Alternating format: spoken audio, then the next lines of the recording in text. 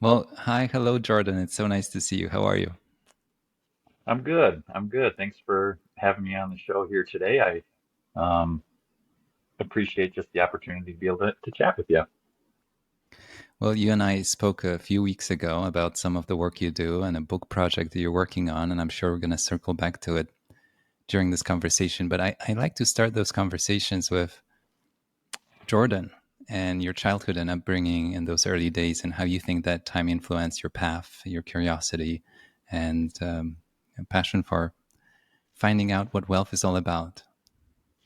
Yeah, yeah. Well, I grew up in rural central Minnesota. That's where I still reside to this day. So I like to call it the North Tundra. Um, you know, my childhood was a wonderful, wonderful upbringing. I have two brothers, and we pretty much did everything together growing up. We were heavily involved in sports and athletics. Pretty much you name the sport, we played it, and very, very heavily involved in our schooling as well. Our parents kind of just instilled that in us that schooling is important, athletics is important, and um, that kind of we just kind of grappled onto that, and it was obviously very helpful when you have two brothers who are kind of pushing you along the way too. So you kind of had to stay up with them, if you will, and so that kind of was basically what we lived for. Again, was our education as well as athletics, and so you know, it's interesting how as I grew up, my parents were both business owners. They both were small business owners, Mhm. and it was interesting because my parents both said that at the time they knew that I probably was going to do something on my own someday in terms of owning my own business, and not so much so with my two brothers. And I think that it was because I actively wanted to be part of learning their business. And Mhm. um, my dad was a truck driver. He owned a trucking company, and so I was involved with his billings and doing some of his paperwork and invoicing and that sort of thing. And my mom owned a women's retail store, so clothing, accessories, and what have you. And so I helped her down at the store, kind of getting things unpacked, getting things set up. Would help her down at the store when it was open, and so it was kind of that kind of set the stage for me to kind of do some things on my own at that time too. I Mhm. bought and sold sports cards and golf clubs and what have you on eBay, and pretty soon I just kind of had that as part of my blood, if you will, was to kind of do my own thing. Um, I was on track and set to go on to play college basketball. I had pretty much everything set up. One of my buddies and I, we were going to go play basketball together. I had a pretty extensive health issue that hit me during those high school years that really kind of wreaked havoc on me physically and emotionally. And that kind of Mhm. got me to revisit my goals. Like what did I really want to do? Was going on to school and playing basketball really going to set me up for the rest of my life? I really didn't know what I wanted to do with my life, and so I decided not to go to college right away.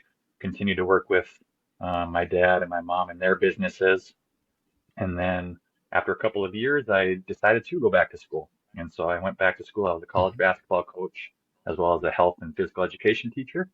So I did that for 2 to 3 years. Um, and being a teacher, you have summers off, so you have some time to devote to other endeavors, whether that be business or other things. And so I started a window cleaning company in the summer, and Mhm. um, pretty quickly grew that aggressively to the point where I took that on full time, and grew it aggressively enough where we built it to a size where I kind of either needed to go for it in terms of bringing in more Mhm. operations managers and that sort of thing, or did I kind of want to stay smaller? And at that time, my wife and Mhm. I we had our first child, so we decided to sell most of the business. I did keep a number of my accounts, and I'm an independent contractor now, so I still do window cleaning, I do gutter cleaning, I do power washing for residential and commercial clients, but I'm mostly doing it on a contract basis. So I have the work that I do for other companies, and um, it's just worked out really well for my wife and I right now, and as well as my two young girls for me to be present. That's kind of yeah, me from beginning to where I am now. Wow, what a story, and so many wonderful experiences early on. Sorry, that exposed you to running a business and billing, invoicing, and how the operations actually work. I'm curious. Do you have memories of your relationship with money? How did you feel about money growing up? Yeah, that's my older brother always joked with me because as we were growing up, um, again, we worked to a degree in terms of an income. I mean, I worked for my parents. I did refereeing of football and basketball and what have you on the side of going to school, and so I had a for me as a high schooler, I thought it was a pretty good income.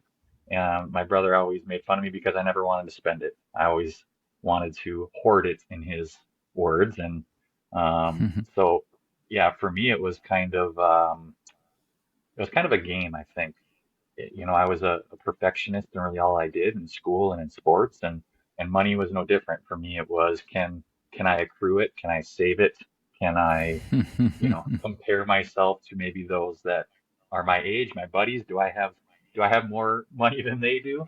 So yeah, I think growing up, it was kind of just it was natural for me to want to work, want to Hmm. save, and yeah, I think I kind of more treated it like a game. Hmm. Keeping score. I'm curious about the wealth letters. How did the idea come about? What's your goal, vision for the project? Yeah, yeah. So the wealth letters came about um, when the COVID crash. I'm going to be straightforward. So Hmm. we all know what kind of happened during 2020 COVID, what happened with the markets. To kind of frame it for you, my wife and I, we were both teachers, right? So we had Hmm. moderate incomes, and we were aggressively saving. We've been married for about 5 years at that time, and aggressively saving our income, and just had our first daughter, just had moved into a new home at the time, and to kind of see our investments go down, 30+% in literally a matter of days, it caused me to capitulate at that time. I got out of the market. I said, hey, we got to hold on to our 5 years of saving most of what we made. And, um, you know, Hmm. deep down, I was smarter than that because I've studied the greats. You study the Buffetts and the Vogels, and they all say to, sit on your hands and do nothing. And, um, Hmm. I didn't do that. And we all know what happened after that. Like, obviously the markets came back, and I'm sitting there saying, you know what, they were right. The people that I studied and that I look up to say that, you know, are you going to be able to hold on when the tide goes out? And it certainly did. And so just feeling as if like I knew better, and yet I let my emotions get the best of me. I said, Hmm. you know what? I don't want my daughter, and I have two daughters now, so I don't want my daughters to have to kind of go through that same thing, to know better and Hmm. to kind of look at themselves and say, I should have done this. And so that was the impetus for it. So it started Hmm. obviously on the money investing side. And as I was writing the letter, it got to the point where I said, I wanted to instill my core principles of things beyond money, whether that be my faith, my social aspects of my life, and that sort of thing. And so Hmm. that's where it started. It started as a letter for my daughters, and we kind of touched on this a little bit Hmm. previously. And I said to myself, well, I probably should be smart to know that yes, I want my daughters to listen to dad. I hope that as they age, they listen to me. But I would Right. be uh, I would be unsmart to think that they're not going to look elsewhere for other insight. And so, and I want them to do that. I want them to challenge themselves and to say, okay, take what dad has to say and what he's learned, but I want them to seek out others and what they've experienced and what they've learned. Right. And that was where I said to myself, hey, I want to gather insights and interesting thoughts and findings from people of all walks of life, not just dad, Hmm. not just a window washer, but from people of all walks. And put it into a collection that hopefully they can down the line say, hey, we have somewhat of a recipe book here that we can look back on what people have found to be successful in living a wealthy life. And hey, maybe they can sidestep some of those pitfalls. And those stories start to rhyme. The more you collect them, the more you see, oh wow, people figure out the same thing. And it might be a very different experience, a very different angle, different part of the world for different reasons, Mhm. but somehow all the roads lead to Rome, and you end up with a list that it's different, but there's a huge overlap. Are you noticing the same thing? Yeah, it's interesting because, you know, I- we all kind of know that money doesn't equate to happiness, right? Money doesn't buy happiness. We all kind of know that slogan, if you will. And Mm-hmm. I am finding that yes, all of these letters that I've been accruing, absolutely. By the time you get to the end of the letter, it's very obvious that Mm-hmm. money is not the sole reason as to why we have Mm-hmm. happiness or to um, have meaning in our lives. But I will say that every single one has said that if we don't have a healthy relationship with money, or if we don't have a good starting base, boy, oh boy, does life become difficult. We aren't able to kind of pursue Mm-hmm. those other things that we feel purposeful and passionate about because our mind is on money, and it's rightfully so. You know, Mm-hmm. if our mind is on money, we really don't have much else to think about or devote our time to. So that was interesting. Mm-hmm. I like I said, expected that people would say, money's just a part of it. But it was interesting to see that, again, everybody kind of started from square one, which was Mm-hmm. having a solid financial base. Because once you have that, you can start thinking about everything else. And a good starting point is to have, a month or two of your expenses saved. I think that already allows you to think about something else other than making sure that the fridge is full. And then if you have a year or Absolutely. two, certain opportunities maybe are worth pursuing. And then if you have 5 or 10 years of savings, well, maybe there are some bosses you don't want to work with and some clients you don't want to accept and so on, right? You can finally be I don't know what the best way to describe it is, but do what you really want to do in those moments. And I think it's very freeing and liberating. A lot of my guests here on the podcast, when we start talking about money, we end up talking about time and freedom and how you spend your life. And money is just one of the elements. I want to talk to you about wealth, what it means, and you talk about it in your letter. And the more conversations I'm having on the topic, the more definitions I hear. What wealth means to you, Jordan? Yeah. Yeah. Since I kind of started the project, you know, obviously we all think of money, we think of possessions and that sort of thing when we think of wealth right away, right off the bat. And that's absolutely 100% the cornerstone, one of the cornerstones of wealth. Absolutely. Um, but as I'm kind of searching for what I look at it, or if I want to maybe coin it a term, true wealth, that's kind of in my head that the Mm-hmm. term that I'm really going after, like what is true wealth? And I found it to be just it's a balance of dimensions. I mean, we've got Mm-hmm. financial wealth, we have physical wealth, we have spiritual wealth, we have mental emotional wealth, and Mm-hmm. all of these things, they play a role in what true wealth is. And I've found that we kind of need to have a balance of each of them. We need to be able to take Mm-hmm.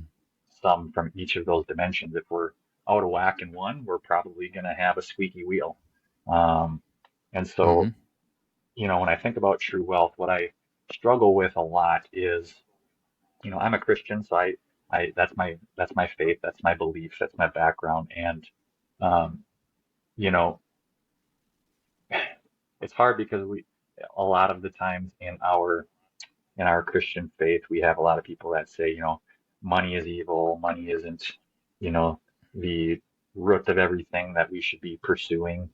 Mm-hmm. Um, and that's hard for me because money has always been a big part of my life and something that I do Mm-hmm. pursue and something that I would like to accrue more of. And so, yeah, it's that Mm-hmm. balance of of understanding, that money is a tool and that it can be used for um, the good and everything else that we want to do in our life. But to answer Mm-hmm. my long drawn out answer, it's wealth to me is just it's complete contentment, Bogomil. That's what it is. It's the Mm-hmm. ability to wake up, take a deep breath, and say, "I'm good, I'm calm, I'm Mm-hmm. thankful," Mm-hmm. and the feeling of enough.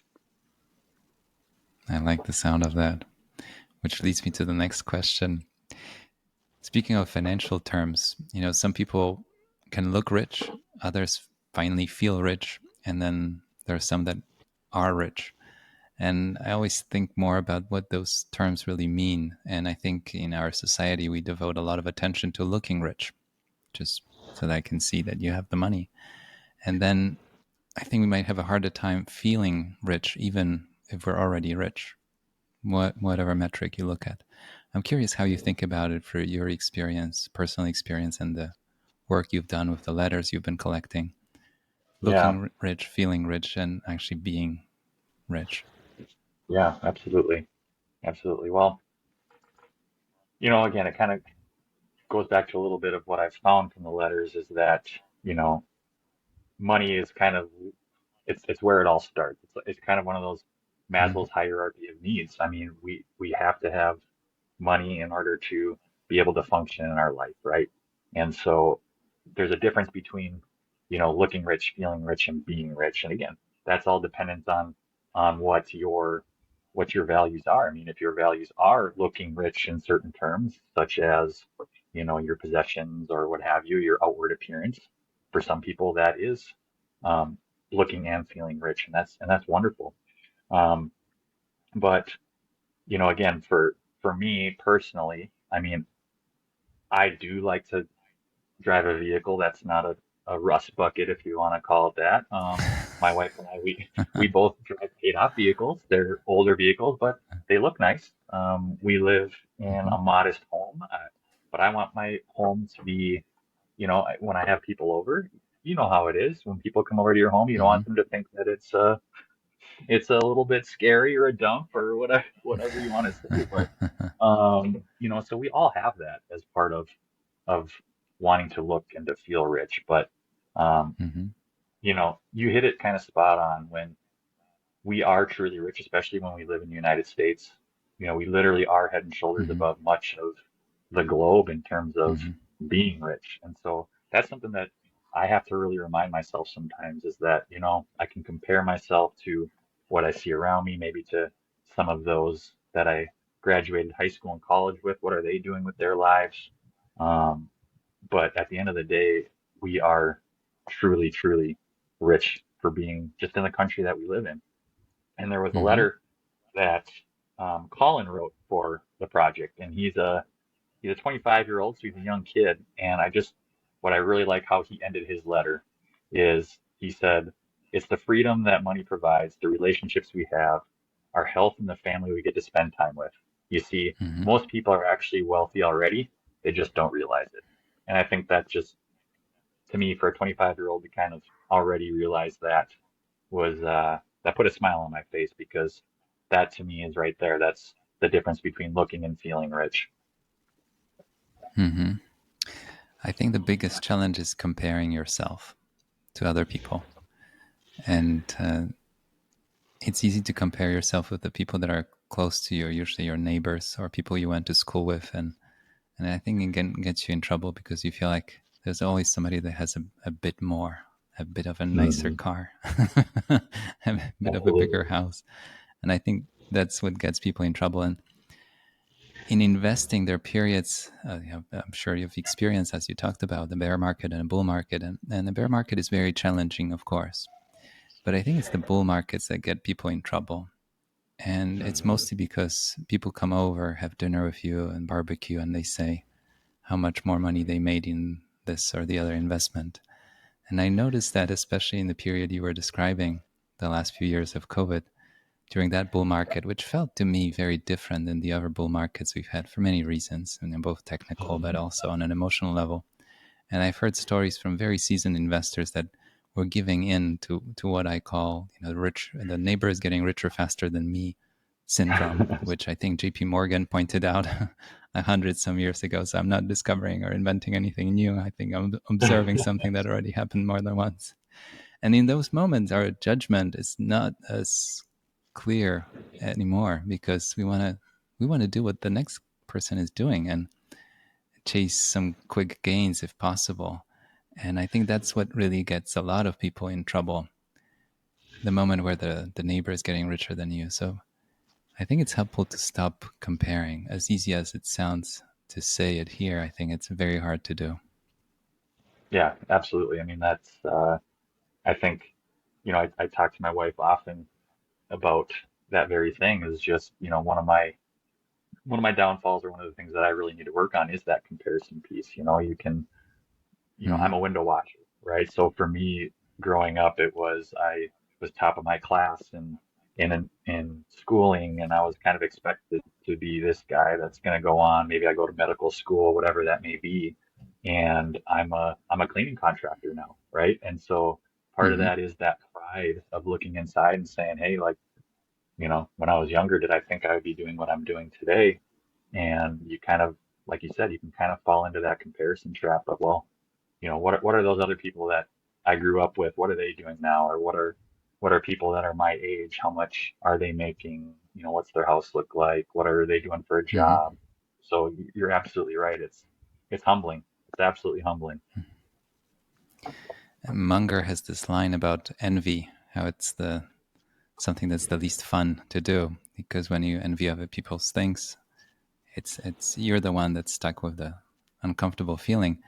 But I like this exercise sometimes when you see, let's say, a car. You mention a car, and you look at it, and it's parked on the street, and somebody's walking out of the restaurant to get in the car. And you're thinking, I really want that car, and it's a human reaction, right? But then I think for a moment, pause and assume that you're not going to just get the car. You're going to get that person's entire life, everything with their childhood and the reason why they bought this car. Maybe they're working night and day, and this car, it's just they want to treat themselves for a horrible job they have. Maybe it was a gift from a parent that doesn't love them. Like, are you really willing to accept everything that comes with that car? And I think it's a very helpful exercise sometimes to have when you see something you think you really like. Do you want the whole thing? Yeah, absolutely. I have to laugh at that a little bit because, I look at what I do and Mm-hmm.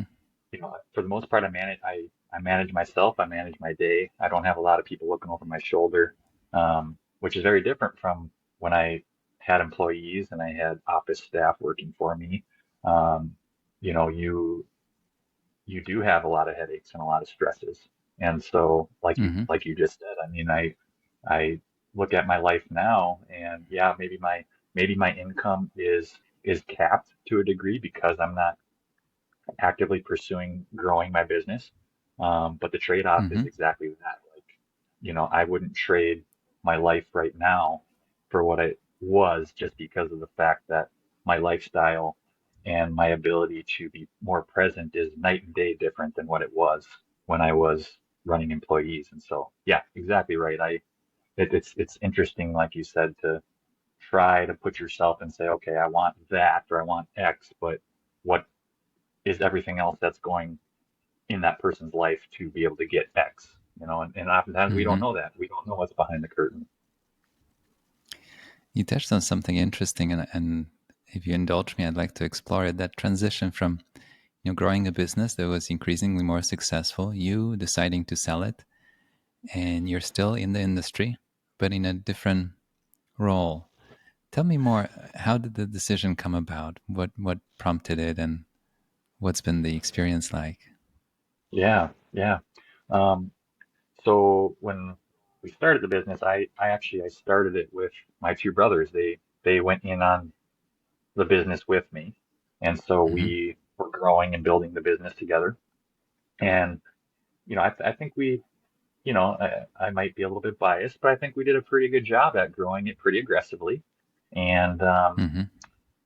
we got to that point, kind of like I had mentioned earlier, that we were on this tipping point of we were big enough that we needed more people. We had enough business that we needed to bring in more people, but we weren't big enough to kind of make those costs profitable, if you will. Like we were on that tipping point that we got to get bigger, right? Because we Mm-hmm. have the customers to do it, but it's that it was that middle ground of growing pains. And so we kind of sat down together and we said, hey, are we gonna do it? Are we gonna go for it? And my two brothers, were kind of they were kind of in that mindset that they didn't know if they wanted to kind of continue doing this long term. And so that was Mm-hmm. great because they had other goals, they had other job opportunities that they wanted to pursue, and that was wonderful.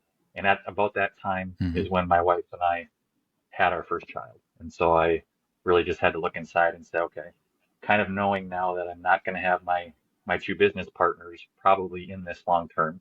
It's going to mostly be me deciding to run this. Mm-hmm. I just had to ask myself, yeah, do I want to go for it? Do I want to push? Do I want to again bring in operations managers and kind of get us over that hump of to that next step to be profitable as a larger business?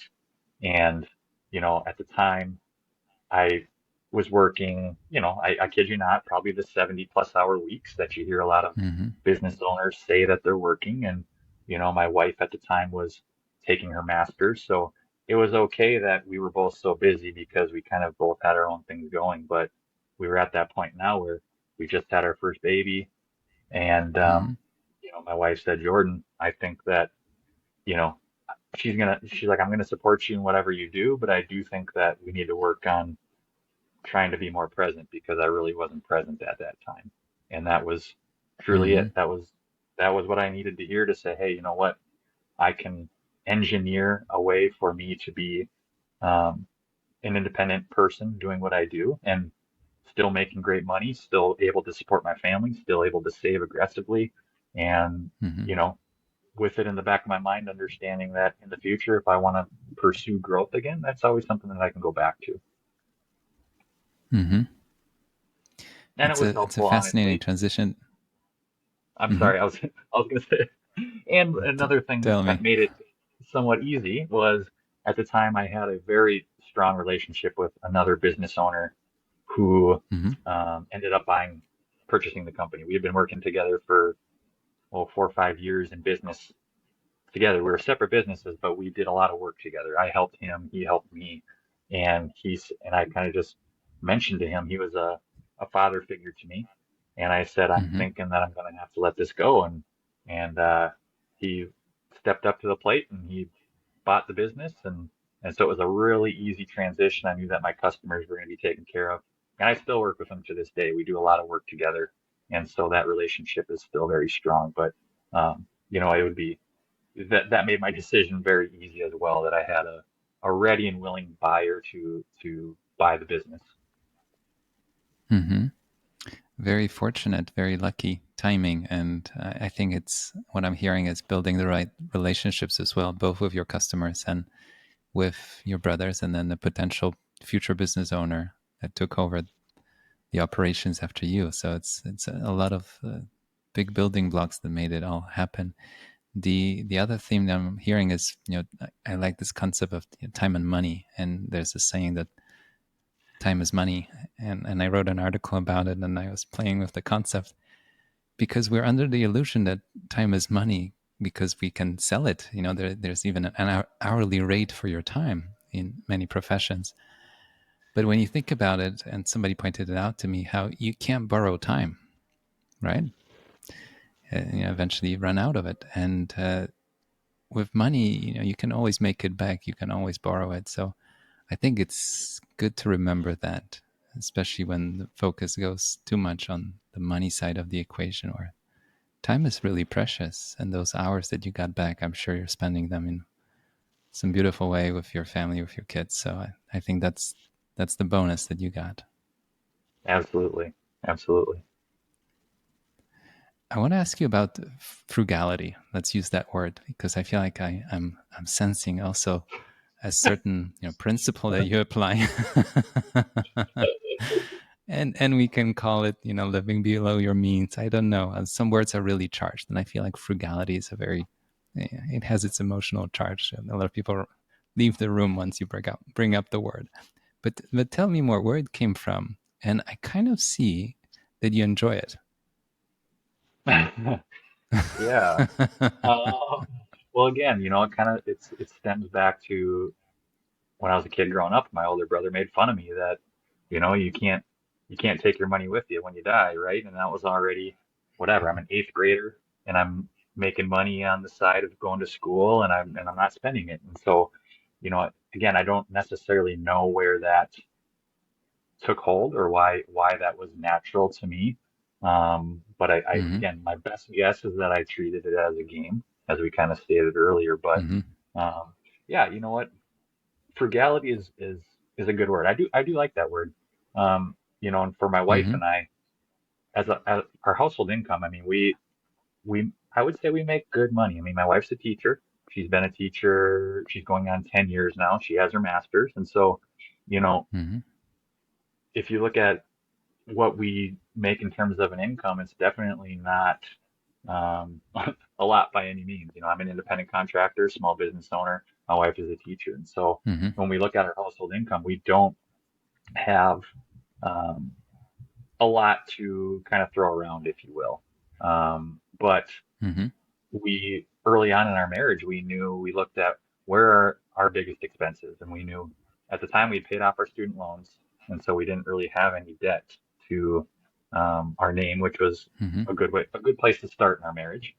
But we looked at our spending and we said, where does most of our money go? It's our living in terms of our Mm-hmm. housing. It's our transportation, Mm-hmm. whether that be our vehicles or our fuel or our insurance on those vehicles, and food. I mean, Mm-hmm. plain and simple, it's those three things. And so, um, you know, we've never budgeted. And I'm not saying that budgeting isn't smart or a profitable exercise for people that do.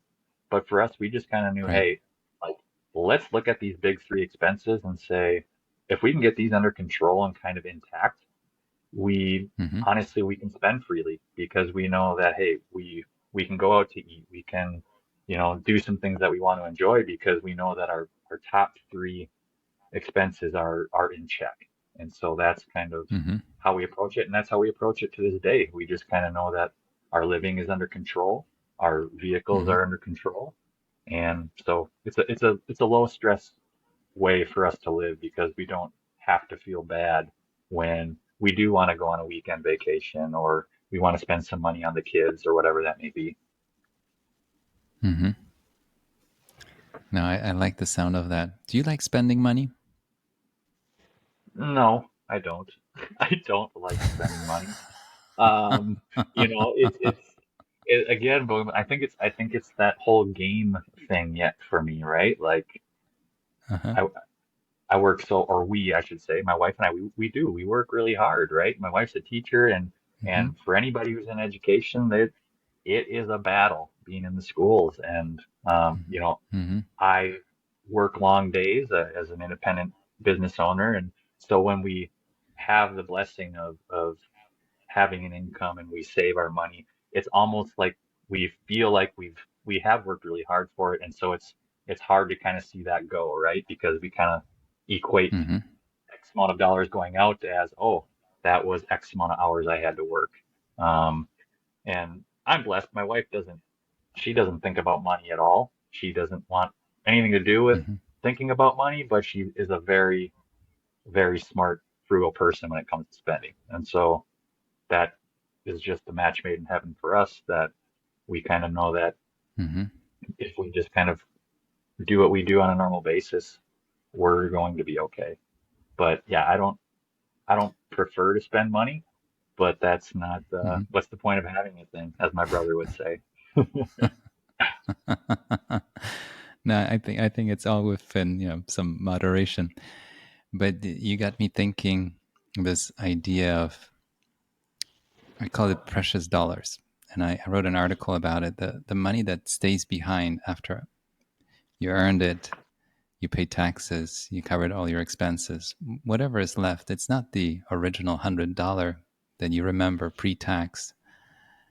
It's a fraction of it, bigger, smaller, but a fraction of it.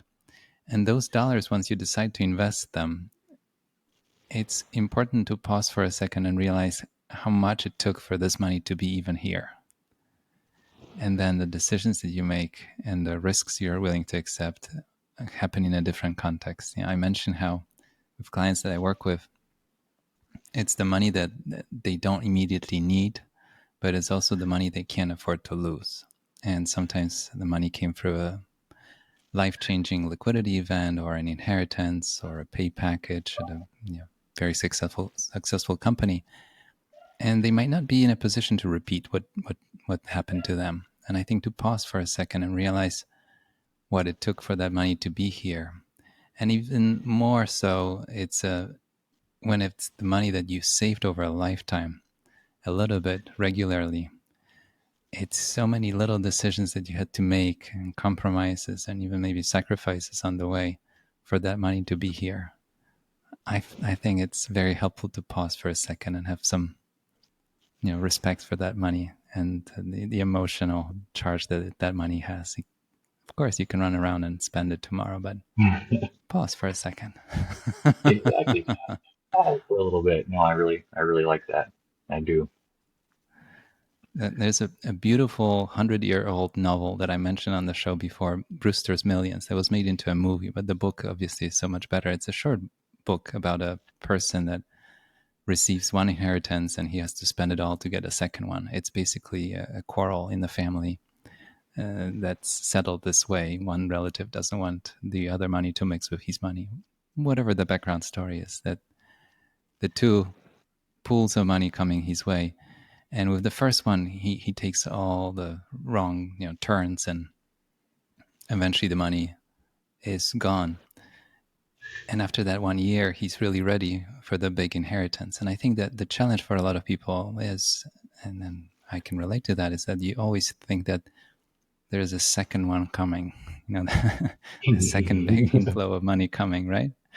And you see that with lottery winners, with athletes, but also with business people. Even earlier today, I talked to somebody who 30 years ago had a huge pay package at a big firm, and he said, I somehow thought it will last, and it's gone. And I take all kinds of calls and hear all kinds of stories. And if you could pause for a second and realize maybe it was a once in a lifetime moment, and maybe you should treat it not as a dress rehearsal, but this is the real deal. And maybe the decisions you have to take from here will have a huge impact on what happens to it, and if anything will be still left, or maybe it will be a bigger pool or pile down the road for your benefit and for the benefit of your kids, your family. Something to think about. Jordan, there's a quote in one of your letters that's from Bob and Linda Lotich. They are the authors of Simple Money, Rich Life, and I really like that quote, so I'm going to read it to you. It says, earn all you can, save all you can, give all you can, enjoy it all. Do you remember that quote? I do. I do. And I like that. Tell me more. Yeah, I like that one. Well, it kind of goes off of what your question, Jordan, do you like to spend money? Right? And it's to Uh-huh. me that was just a very simple equation, right? Like they four phrases: earn all you can, save all you can, give all you can, and Mm-hmm. enjoy it all. Um, you know, Mm-hmm. I have a lot of respect for Bob and Linda. They're a Christian family. They're that they had a calling to say that they wanted to tithe or they wanted to give their Mm-hmm. age as a percentage of their income. So, I don't know how old Bob and Linda are, but that's just mind blowing to me that that's Mm-hmm. their goal. So if I'm 50, I'm going to tithe half of my income. And, Mm-hmm. you know, that's just wild to me. And I have a Mm-hmm. lot of respect for doing that. And so when they wrote about this in their book, I'm kind of like, okay, they have been successful enough to accrue wealth, to have a very comfortable life, to have a beautiful family, and to be able to give over half of their Mm-hmm. income away. And so Mm-hmm. when they say to earn all you can, that hits me because they're a Christian couple. And so this is that paradox of, okay, we're Christians. Should we be pursuing money? Should we be pursuing wealth? And they're the Mm-hmm. first ones to say, absolutely. You know, uh, Mm-hmm. we're designed to um, pursue excellence and greatness and that sort of thing. And money's no different. We can pursue money. And so that's Hmm. exactly what they say. Absolutely, earn as much money as you can. But a part of that is you need to save all you can. They kind Right. of bring up in the book that, um, God is willing to give you great wealth and abundance and that sort of thing. But he wants to know, are you going to use it in a way that's going to be wise? Or are you going to use it in a way that's going to build up others? Or is it going to be kind of something that you're going to stow away and use yourself? And so I really like how they kind of Hmm. framed it that way. They said, God kind of tested us. They said, we're going to give you X and we're going to see what you do with it. Hmm. And we decided that we were going to use it for good. And they said, the more we gave and the more we tithed, the more that we earned. And I just found that to be an interesting um, idea there that God kind of saying, hey, I'm willing to give you more than you can handle, but you got to show me that you're willing to give and share and save and be, um, frugal with your money too. All those things go hand in hand. And then finally, when it says Hmm. to just enjoy it all, that at the end of the day is what we're talking about. What's the point of earning all this money and saving all this money? They're saying God created us and designed us to be happy and enjoy the fruits of your labor. So yeah, I agree with you. I really liked their quote in that book.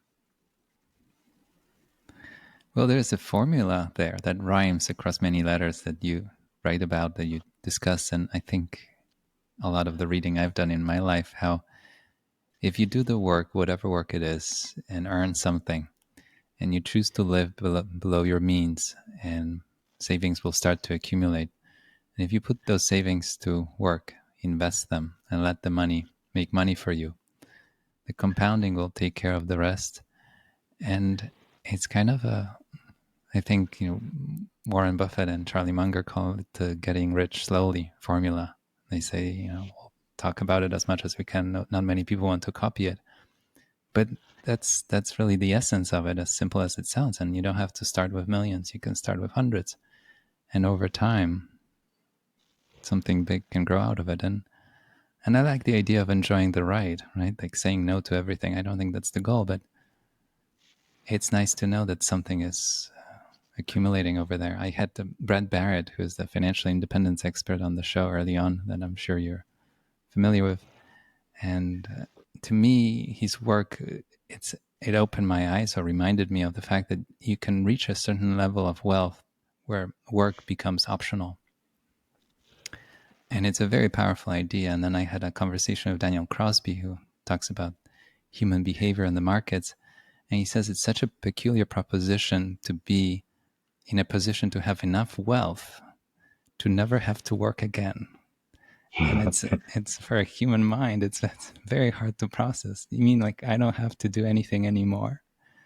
I don't know. It's like you can attack this or tackle it from different angles, but the idea that, wow, I don't have to ever work again. What is it that I would do if I had Mhm. enough money to never work again? Right? I think it opens up a whole world of opportunities and pursuits in life that I find intriguing and appealing. I don't know what your thoughts are about it, but when work becomes optional, cool things can happen.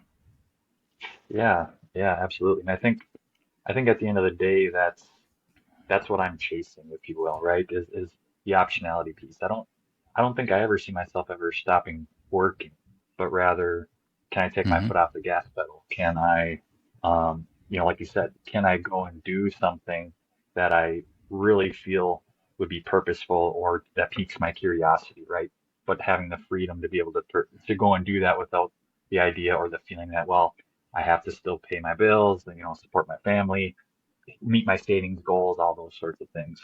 And I'm glad you brought up Brad Baird. He was actually him and J.L. Collins, who wrote Simple Path to Wealth. They were Hmm. my two. They were the two guys who started me on my whole financial kind of personal finance process years ago. So, yeah, I love Brad. He's an amazing human being and a great father. Um, but yeah, that's the exact thing. I don't think that there's a better way to frame it that, we want enough money to be able to say, what can we, what kind of optionality does that open up for us? And Morgan Housel, he said that most of us just want enough money to not have to worry about money again. And that's obviously different for Right. everybody, whatever that amount of money Hmm. is. But I agree with you and Morgan that it kind of is when we feel like we have that enough feeling, I think that opens up a lot of doors for us. Hmm. There's this idea of seeing wealth as well-being, and there's a certain level of financial comfort that allows you to ponder. So a lot of people accept first jobs, and I did too, and then had all kinds of internships where at first you sacrifice your time, your relationships, your sleep even in the name of making your name in the profession and getting the or you started a business, and I'm sure there were some sleepless nights at the beginning, and then you reach a certain point where you realize a good night's sleep, it's pretty priceless. A nice slow dinner with a family, that's pretty priceless, right? And then looking at what kind of diet you actually have and people that surround you and so on, you realize that your entire well-being, that matters more than the digits and the numbers and dollar signs. But as you said earlier, there's a certain harmony or a balance where if money is everything you have to think about, you don't really have time to think about anything else. Yeah, and that's I just came across a couple quotes from J.L. Collins. Actually, I just brought him up, the author of The Simple Path to Wealth. He mentioned a couple quotes that really just again resonates with this idea that money isn't everything, but if we don't have it, we can't really focus on anything else. And one of the quotes was Mm-hmm. by Jim Dolly, the white coat investor, and he said that quote, money is like oxygen. When you have it, you don't think Mm-hmm. about it. You don't, it's all you think about. And then another one by Christy Mm-hmm. Shen, who is a financial blogger, and she said, if you get money right, life is easy. If you get it wrong, life is challenging.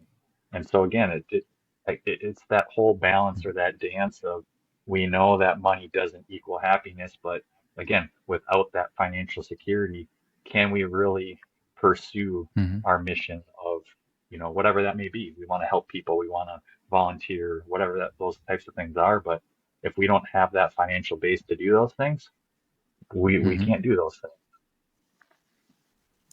No, that's very true.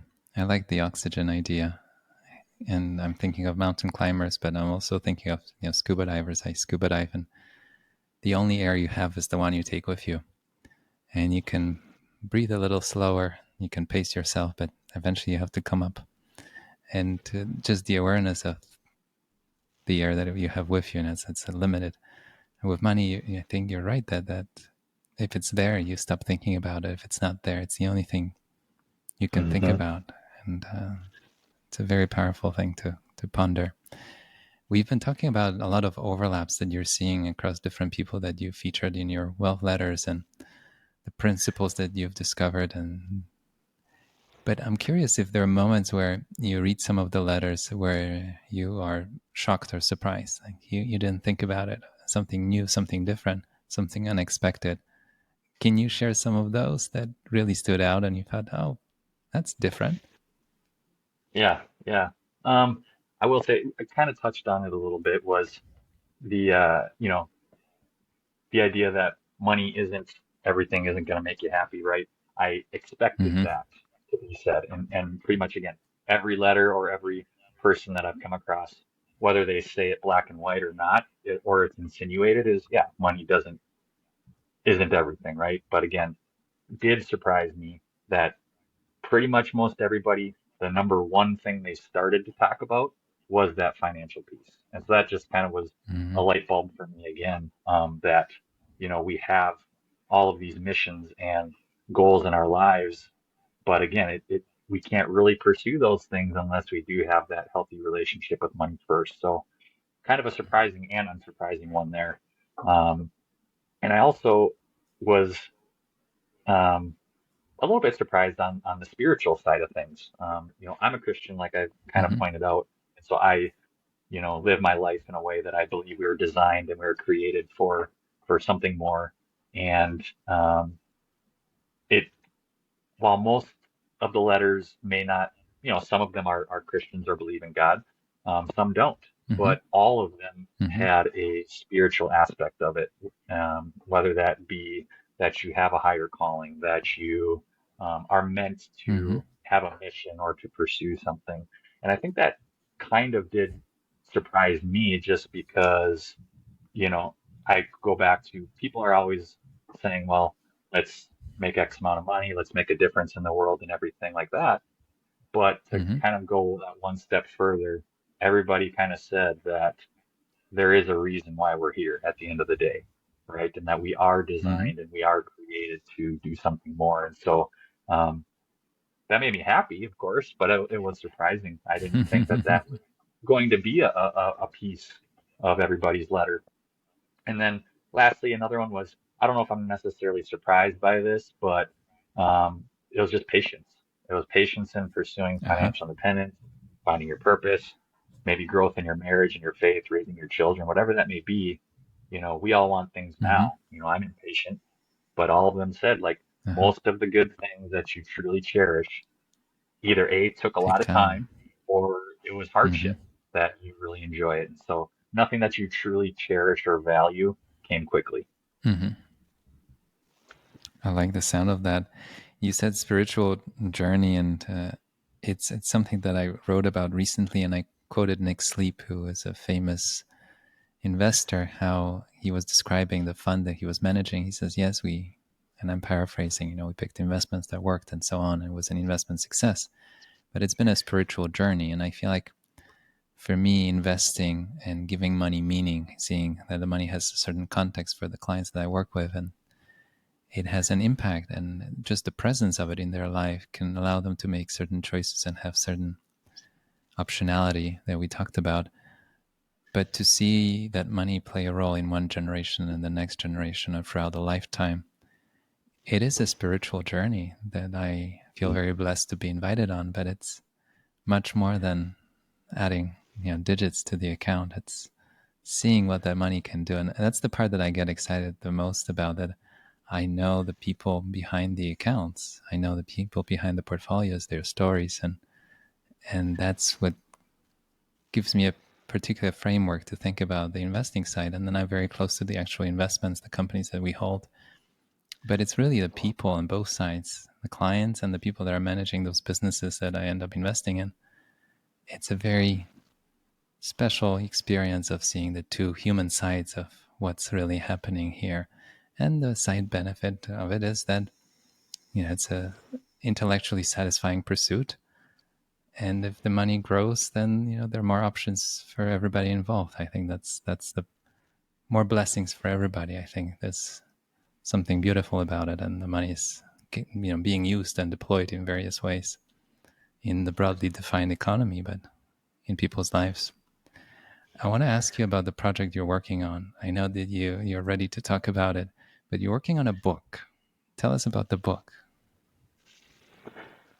Yeah, yeah. So the Wealth Letters is it's a collection of letters written by people from all walks of life, um, highly successful people, the titans of success, I like to say, and to ordinary folks, just on Mm-hmm. the findings and learnings of how to live a wealthy life.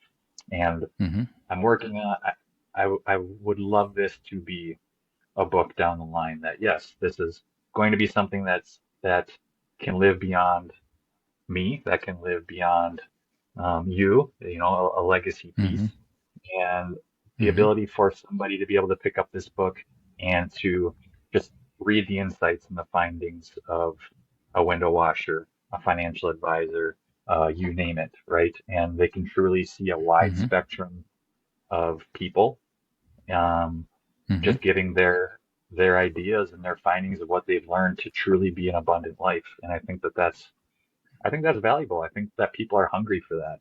I think that we have a lot going on in our world, as we always will, that at the end of the day, I think Mm-hmm. people are going to kind of be searching for that kind of next step. Like, what does it all mean? What is money and what is the meaning and how do we balance those things together? And so, um, I think the beauty of the book is going to be that I'm not the expert and I don't want to be the expert. I feel that bringing Mm-hmm. in experts from their own fields and their own lives and putting it together into a collection to be able to see and take some of the findings that are going to have overlap, as we talked about. The goal would be that someone can read this book and say, it seems like I'm seeing some overlaps as to what has worked for this individual who is in a totally different part of the world and an entirely different background than this person, and starting to Right. kind of be able to put together that recipe of what does it mean to be wealthy. Mm-hmm. I like the sound of that. You and I talked about the fact that everybody would be an audience. I think at any point of your life you might want to have an idea what the principles are, and then we also spoke how it would be for your kids, but also thinking of your younger self. Like, what's the book that I wish I had when I was 18? And then we talked about Yeah. you maybe asking those 18-year-olds what's on their mind. What are the questions that they have? Have you explored that a little bit? Yeah, it's a great point. I mean, we touched on this a couple weeks ago that, you know, if I could go back when I was 18, right? And I was at that point in my life where, athletics was everything, right? Sports, going, Mm-hmm. what college am I going to go to? All of that was on my brain, but I really didn't truly know, what was beyond that. I was never going to go be a professional athlete, right? Even though I was Mm-hmm. heavily involved in athletics. Having a 4.0 GPA and going to a good college was all great, but did I really know what filled me up, what filled my cup? And I didn't. And Mm-hmm. so, to be an 18-year-old and to have all of this stuff flying around in your brain of, college, not college, what should I do? What do my parents want me to do? What am I expected to do? That's a lot. That's a lot Mm-hmm. to handle. And so, like you said, it Mm-hmm. would have been nice to have some of these letters and to have a book when I'm 18 to say, hey, I know you're 18 and I know you're not thinking about saving and investing and you're not thinking about, some of those things. Like just kind of take this into account and see where that resonates with you. And I think that there would have been a little bit more clarity, at least kind of starting that journey, right? Where now Mm-hmm. I'm 33, and maybe I realized some of those things when I'm in my 30s, but it would have been nice to at least Mm-hmm. have a starting point maybe in my younger 20s, right? We all say that if we could go back, we would do X, Y, and Z. And so maybe being able to give some younger uh, people the opportunity to learn some of those things would be a blessing. I like that idea of planting trees. They take time to grow, and one saying is how the best time to plant a tree was 20 years ago, and the second best is today. If the tree's not there, plant it. And I think investing works the same way. We all wish we started rolling our snowball, decades ago. But hey, we're here. If you can start today, start today. And thinking of family wealth and multi-generational wealth that I have a lot of experience with in my profession, I think of the saying that came back in so many places of planting trees for others to enjoy. It's such a powerful idea how the fact that you're sitting under a tree today and enjoying its shade, somebody else planted that tree years ago, right? That's something to think about. There's an oak tree in a park close to where my grandma lives, and it was a tree planted by my great grandfather when he was in high school, and the tree is still there. So that was over 100 years ago. And whenever I walk past it, I think about it. Look, there's a certain connection across generations with that tree that I can walk up to, and he planted it. Something to think about. And I want to ask you two questions, but one about mentors. And you have this wonderful idea in your letter when you say, find someone who has done what you want to do and ask for directions. It's such a simple idea, but somehow we feel like we have to reinvent the wheel instead of pausing for a second and thinking, who has already done it? What's the best way for me to ask them? Even if you don't have a direct access to them, pick up a book that they wrote. I mean, it's remarkable what people put in their books. And for a few dollars, you get a lifetime of experience of somebody who has done something that you want to do. Tell me more about that idea.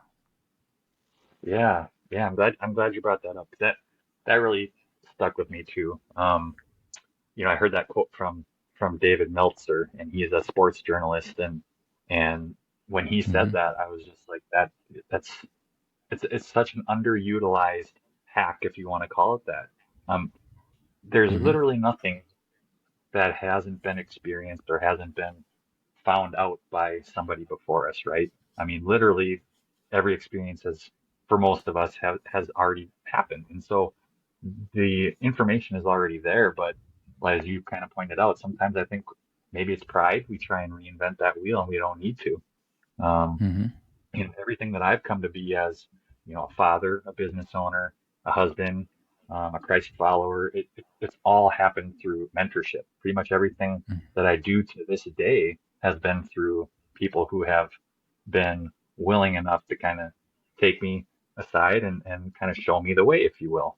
Um, and I, Mm-hmm. I just think that there's so much value to that. And so, again, we kind of touched on speaking to our younger selves. Um, if I could speak to my younger self again, it would be to really lean into finding those people who, A, maybe Mm-hmm. you admire, or as you pointed out, someone who's doing what you want to do, and ask them for directions. But it's a two-way street there. I mean, the people who are going to mentor you, they have to see that you're willing to pay the price too, right? It's Mm-hmm. not enough to just say, "Hey, show me the way." It's they kind of have to see, are you willing to put in the time? Are you going to be that person that they can um, provide value to? And if they see that, they'll be absolutely more than willing to help you along the way. Mm-hmm. And Yeah, kind it's of what, sometimes. lastly, I'm sorry, Goldmill. Lastly, I Mm-hmm. just I based on mentorship, the thing that I want to tell my daughters is that there's three people in my life who, right or wrong, they tell me what to do or that maybe I should consider this. I do it, I act upon it, no questions asked. And why? Because they've proven to me time and time again over a long period of time that what they say has value and what they have told me to do usually turns out well. And so again, that's the beauty of mentorship. Mm-hmm. No, I love the sound of that. A couple of things popped in my head as I was listening to you. I thought of Vishal Khandelwal, who was also a guest on the podcast, and he talked about this idea that our life is too short to make all the mistakes. And I don't know where the quote came from, but I remember him saying that. He wrote a sketchbook of wisdom that I would recommend everybody to look up. He's a wonderful thinker. But I realized it's true. Our life might be too short to make all the mistakes. So why not look at what other people have done and learn from their mistakes? And I know it's somehow more powerful to make a mistake and learn from it. But remember, you might not have enough time or even enough money to make all the mistakes. So see, see what else somebody else has already done, and maybe choose not to do it. I think that would be one of the things that I would highly recommend. And I like the idea that you mentioned that people are more willing to help than you think. And especially if it comes from a place of true curiosity and passion.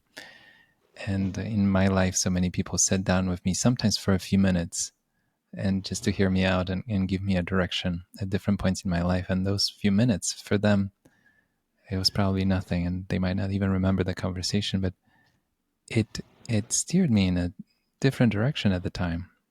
And those are the precious things that I still remember, and I want to give back in many different ways. When people reach out, can I talk to you for a minute? And I take those calls. Even this week, I talked to a few people, and next week I'm talking to a student, and I like those moments because I never know what kind of a butterfly kind of effect, impact you can have on somebody's life.